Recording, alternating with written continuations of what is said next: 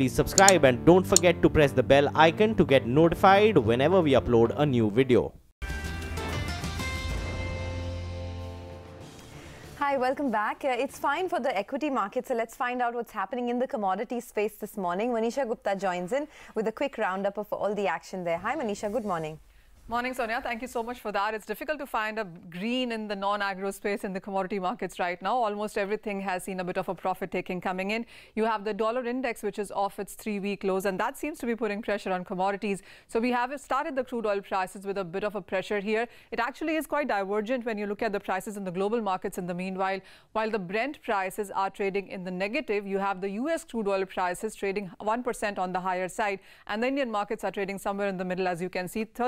0.3% of decline is how we are trading on that one right now. There have been bullish statements though coming in from OPEC, where compliance is at 133%. You also have concerns from supplies from Canada, and all of that is working its way in prices.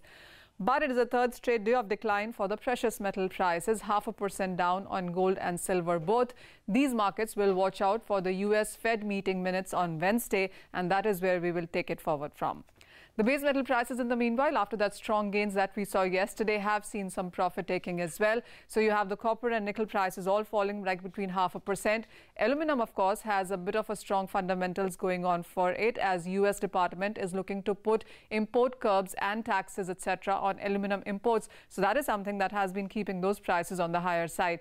But having said that, remember, the Asian markets haven't been working for a fourth straight day today, and we don't have much of the cues from US as well. So it's trading quite flat to negative in the global markets as well on LME. Trading strategies, and we should take a look at the rupee on that, which has been trading on the lowest since last 2 months. So there is further decline is what the markets are anticipating, with targets of 64.45 as the target from Angel there. They have a buy call though coming in for the metals as a space. For zinc, they anticipate the prices to go up to 232. They also have a buy call coming in for silver at these lower levels. Targets at 39,000 for that one as well. Okay, Manisha, thanks a lot for that. The market, by the way, is now surging, and I say surging because of the kind of market we have been in right now. 0.5% move now looks big, and really the one that's carrying the market forward, it happens in expiry week, is HDFC. Just see the intraday chart of HDFC, and again a stock which is corrected quite a bit, more than the index itself perhaps, and that's where you're seeing a lot of buying. Now that stock is at the high point, and if you see the contribution plate, you would see HDFC right on top over there, helping the bulls at this point in time. But we are discussing some earnings which of course happened over the last fortnight. PI Industries has posted a muted set of earnings in Q3. The management do expects a revival in demand from the second half of FY19. Joining with more details on the guidance is Mayank Singhal, the MD and CEO of the company. Mr. Singhal, good morning. So you expect the first half of next year to also remain a bit muted because you're saying that the recovery should happen from the second half of FY19. Yeah, the market is expected to, demand in the market is expected to normalize by the second half, but we already see some trajectory. Beginning of the year, we will see some improvements taking place for the global markets and inventories of the agchem products coming down, commodity prices firming up. So definitely we expect certain positivity by the second half of the next financial year. Okay. I wanted to come to the margins actually. What accounted for this fall in margins? You all were doing well over 20%. Hello? Yes. Mr. Singhal, I wanted to know why did the margins dip a little? Yes, obviously the growth factor has been one, and obviously there's been a product mix, and it's a yearly average margin which continues. So it's not because it depends on the product and the demands that we have from in the quarter to quarter. Okay, so how will things progress then? Is your product mix likely to shift? What should we take as steady state? 20%, 18%, 22%?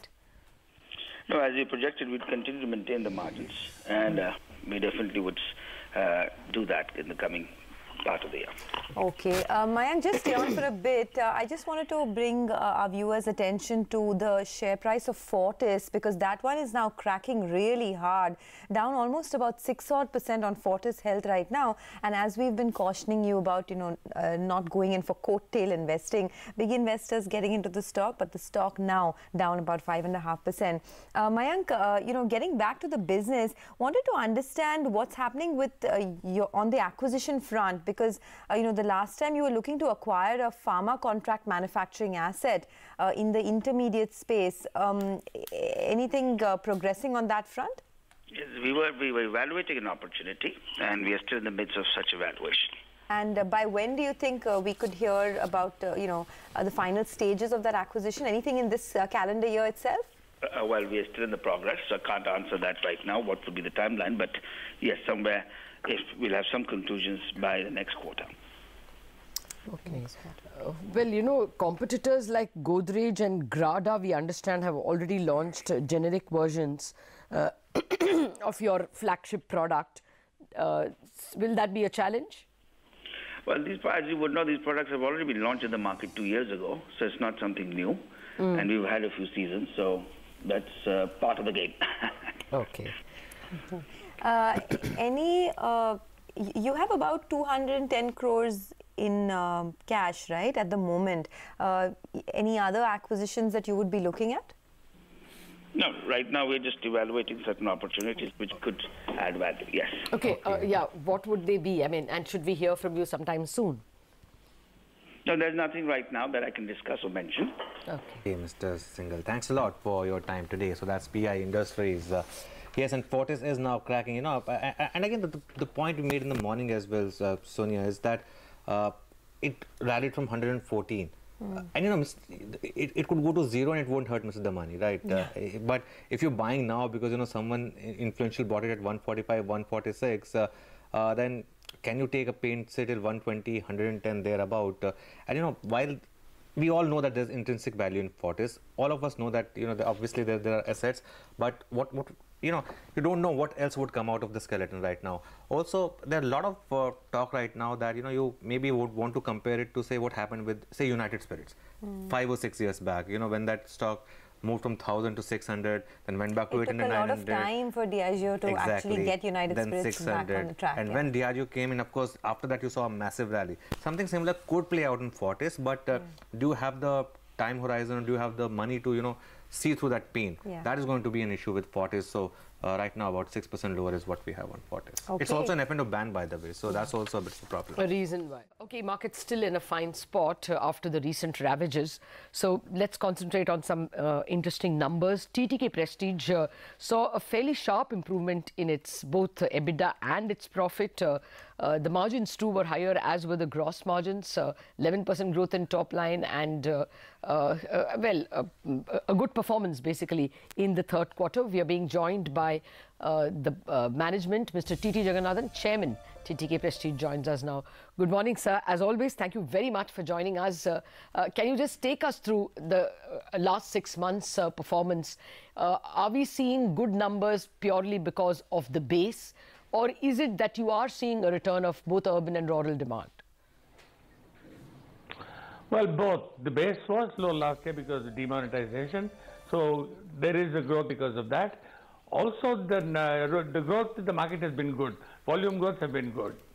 Okay. Mr. Jagannathan, good morning. You had highlighted earlier that, you know, non-traditional channels like the Prestige Smart Kitchens, the online and the large format stores are doing pretty well. Can you tell us what could the growth there look like over, say, the next 3 to 4 months? Well, the traditional channels, the mom and pop stores are not growing by much. I would say they're going at high single digits. But the new formats, the online, the large formats, and all are growing at about high teens. I would say but between 18 and 20%. Okay. So you would say that would be the shape of things to come? Mom and pop stores will perhaps start diminishing in importance? That's the trend worldwide, and I do expect that to happen in India, yes. Okay, but does that mean anything at all for your margins? Do they have better bargaining power as distributors? Not really. We're maintaining our margins. As you would have noticed, our margins have improved fairly sharply. Yes, yes. So I don't think that should worry us. Okay. Any price hikes that you plan to take in the quarters to come because of the way raw material prices are moving? Yes, we are debating that, and we will know by April. Okay. So on an average, what would the quantum be? We're debating that. Okay. Okay. Now, would it be only what the raw material cost indicates, or is it that demand is good enough for you to be able to improve your margins? No, we never take opportunistic pricing. It will be cost increases. All right. Okay. Well, you're now, we understand, got into a new segment altogether, which is the cleaning solutions business. How's that doing, sir? It's actually doing as well as we expected. This year we'll finish at about 30 crores, and next year we're looking at 60 crores. Okay. But is it, anywhere scaling up like your cooking solutions business? Prestige is almost synonymous with kitchen solutions. How are you adapting to this new product, and how are consumers adapting to the product? Like I said, the response has been very good. The 30 crores in the first year is a very good number. And we are really expecting good growth from that business. Okay, what kind of investments will you be making as far as capacity addition is concerned? I mean, brownfield projects over the next, say, 1 to 2 years? We estimate that we'll be investing about 100 crores. Okay. Well, finally, Mr.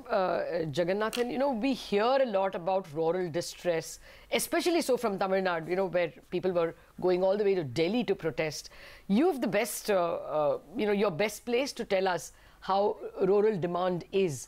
Has it improved over the years? Has it slackened? Any qualitative comments? For our products, it has improved, except in Tamil Nadu. You're quite right, there is severe rural distress in Tamil Nadu, but otherwise our rural distribution has increased fairly sharply. In fact, it's doubled over the last year.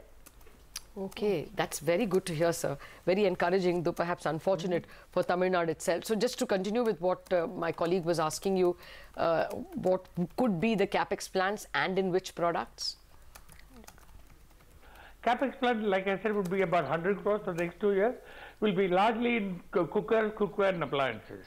All right. Okay, all right, Mr. Jagannathan. Thank you so much for joining us. That's a fairly optimistic view coming in from TTK Prestige. Good to hear that it is widespread, rural and urban. Demand is definitely picking up. The market is also steady state actually now. 10,400 is holding on the Nifty. Earlier this morning, we caught up with Jonathan Sheasel of Ashburton. He runs a $170 million fund, the India Equities Opportunity Fund. He said he would be a buyer in banking stocks if they fall more, particularly in SBI. He added that they've recently bought into a PSU bank, SBI, for the first time since their fund was launched. Here's more on banks and other stock ideas. Thanks for watching Bazaar.